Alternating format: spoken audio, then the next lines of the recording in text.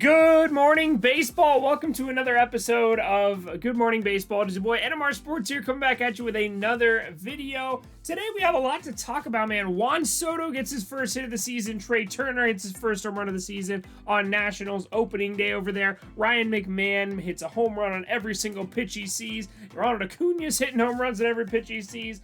All sorts of different things to talk about. Before we do get into the video, be sure to hit that subscribe button. We're closing in on 450 subscribers. We're trying to get to 500 by April 16th. If we do, I'm going to be giving away 4 MLB jerseys. If we reach it after, I'm going to give away 2 of them. So all you got to do is subscribe, hit that red button right now. I'll give you some time. And then just take a screenshot of it, send it over to me on Instagram or Twitter. We'll get you entered in to win that giveaway. And yeah, check out the links in my description. We have a new episode of the Diamond in the Rough podcast you can check out over there. It's about an hour and a half long. We talk about all the teams in baseball, so we'll talk about your favorite team there. And then I have a Twitch, Instagram, Twitter, all that will be in my description down below. So now let's get right into the video and start talking about some of these crazy games we had last night. The Washington Nationals finally played their first game of baseball after having some issues with COVID-19. A few of their teammates over there. They squared off against the Atlanta Braves, whose bats have been quiet the entire season, only putting up 3 runs in their first 3 games. Well, they were at 0-3 yesterday. Let's see if they made it to 0-4. Ronald Acuna Jr. hits 2 home runs in his first 2 at-bats off Max Scherzer, who didn't look super sharp. Freddie Freeman also homered in that one. Max Scherzer ended up giving up 4 runs. He did have 9 strikeouts and 0 walks, but he did allow those 2 home runs, unfortunately. So it led to 4 earned runs on him. Drew Smyly kind of matched him, also giving up 4 runs of his own. Trey Turner hit a home run, one of those. And it was a tie ball game heading into the 9th inning. Of course, Juan Soto comes up to the dish. What does he do? Walk-off single for Juan Soto on opening day. Beautiful looks for those Nationals. Get their first win under their belt. The Braves still looking for theirs, unfortunately. Fall to 0-4. The Braves really got to wake up, man. Their bullpen blows this one. Will Smith doesn't come in and get the save, unfortunately. But their bats are starting to wake up. It's definitely a good sign. If I'm a Braves fan, I'm a little bit more excited than I was yesterday. Now, over in Detroit, I just cannot make one of these videos without talking about this man, can I? Akil Baddoo hits a walk-off single yesterday in yesterday's game against the Twins after homering in his first MLB game, hitting a grand slam in his second. Now he hits his first walk-off in his 3rd straight game. So this man is on top of the world right now, having one of the best weeks of his life. So shout out to him. I love seeing the energy from his parents in the stands. It's a very fun, exciting thing to watch. So good for the Baddoo family. Good for Akil Baddoo.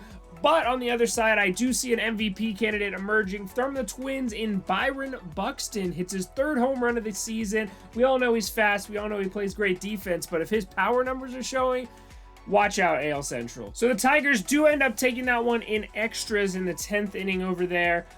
Casey Mize and J.A. Happ both pitched pretty well. J. Happ only made it 3 innings, though. Casey Mize looking pretty good over there in his first start of the season. So good for Casey Mize. That's another guy we really want to see develop. Hopefully he could be maybe a Rookie of the Year candidate over there in Detroit. Detroit wins their 3rd game of the season. Go to 3-2. They are now tied with the Twins on top of the division. That just feels weird to say. Tigers at the top of the division. We talked about Casey Mize having a pretty decent start over there in Detroit. Well, Garrett Cole's start was another story. It was a little bit more than decent. Garrett Cole goes 7 innings pitched, 4 hits allowed, no walks, with 13 strikeouts on the day. Man was absolutely dealing against that Orioles squad, which honestly has put up quite a bit of runs this season, so it's not like he was putting it up against the Pirates or anything. They can definitely hit over there in Baltimore. Aaron Judge hits his 2nd home run in as many nights and ends up getting a curtain call after hitting a 3-run homer and an RBI single. So good for that man and good for my fantasy teams. I was getting a little worried there after our first few games that were a little slow. But Aaron Judge is turning into that MVP form. And speaking of MVP candidates, Mike Trout hits his 2nd home run of the season yesterday against the Astros in the 1st inning against Zach Greinke. He absolutely murdered this baseball, 464 feet off the bat.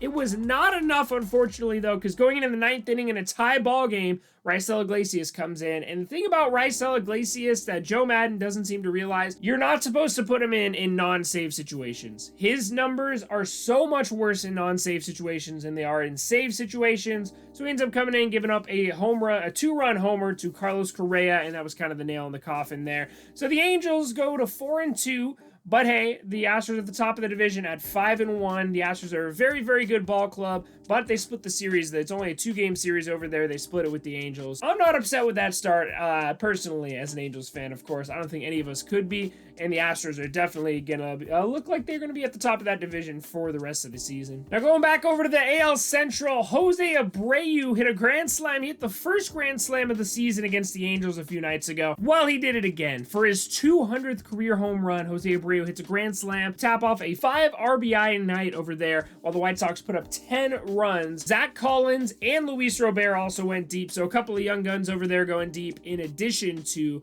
my man Jose Abreu. So good for him, the reigning AL MVP candidate, off to a pretty hot start this year with a crazy amount of RBIs.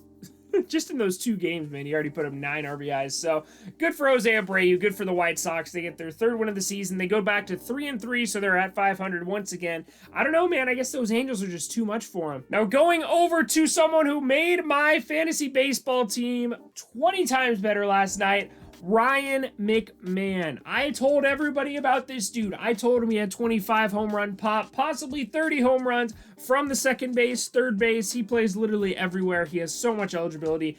This man comes up 3 home runs in his first 3 at-bats. He ends the day 4 for 6 with 4 RBIs and 3 runs scored. So man was having an absolute day at the dish yesterday.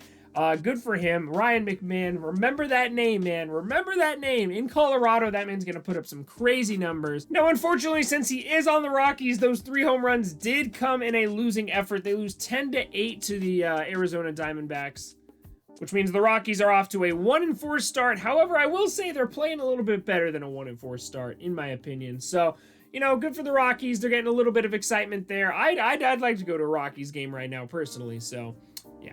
Good looks over there in Coors Field. Also the site of the 2021 MLB All-Star Game. I don't think I mentioned that in yesterday's recap.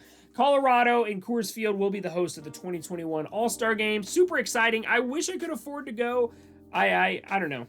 If I randomly come on to $1,000, $2,000, I'll try to find a way to make it. Probably not, though. I don't want to get anybody's hopes up, including my own. I would love to go to Colorado. Coors Field's definitely on the top of my bucket list when it comes to ballparks I like to visit. That place looks absolutely beautiful, and Colorado's a really nice place as well. Now, Tyler Glasnow has an amazing start for the Rays yesterday, going 6 innings pitched, 4 hits allowed, 9 strikeouts, only 1 earned run, and still 0 walks. So he's only allowed 1 run in 12 innings pitched this season, following having his ERA fall to .75 through his first 2 outings, and still has yet to put up a walk this season. So he definitely has that control. He added a cutter this offseason, which is kind of like a cutter/slider. He's absolutely dealing over there on the mound. Now, was it enough to carry the Rays over that powerful Red Sox team? Not quite. The Red Sox would go on to win an extra innings on this play where Randy Rosarena just missed it, man. Looks like he misplayed it a little bit. It might have been a catchable ball, but hey, at the end of the day, man, the Rays are still a good team. The Red Sox just out-hit him yesterday. Unfortunately, the bullpen kind of blew it there for Tyler Glasnow. So he doesn't get his 2nd win of the season, but he does have another quality start. So this man is definitely looking on a path that could lead him towards a Cy Young or definitely an All-Star appearance this year. Now, over in Arlington, Texas, we had two home run games. That's kind of a tongue twister. Two home run games. Nate Lau, an absolute steal from the Rays this offseason, apparently, hit 2 home runs yesterday, both going to the exact same spot, and then opposing him, Bo Bichette also hits 2 home runs. Now, I can't talk about this game without talking about my guy, Dane Dunning, man. Dangerous on the mound over there. Dane Dunning has an absolute gem. 5 innings pitched, 3 hits allowed, 1 earned run, 6 strikeouts, and that 1 earned run came in the form of a solo home run that he allowed to Bo Bichette. Congratulations to my boy Dane Dunning. I told you guys he was going to be good. Blue Jays are a very stacked lineup, and he was able to shut them down. Do not sleep on Dane Dunning. I will go out on a limb and say he's the best pitcher on the Rangers right now. I don't think there's much of a debate up for that. So, Dane Dunning, keep that name on the lookout. I would definitely recommend picking him up in fantasy. So far, Yerman Mercedes, Akil Baddoo, and Dane Dunning. Those are my 3 fantasy guys that I want you guys to pick up.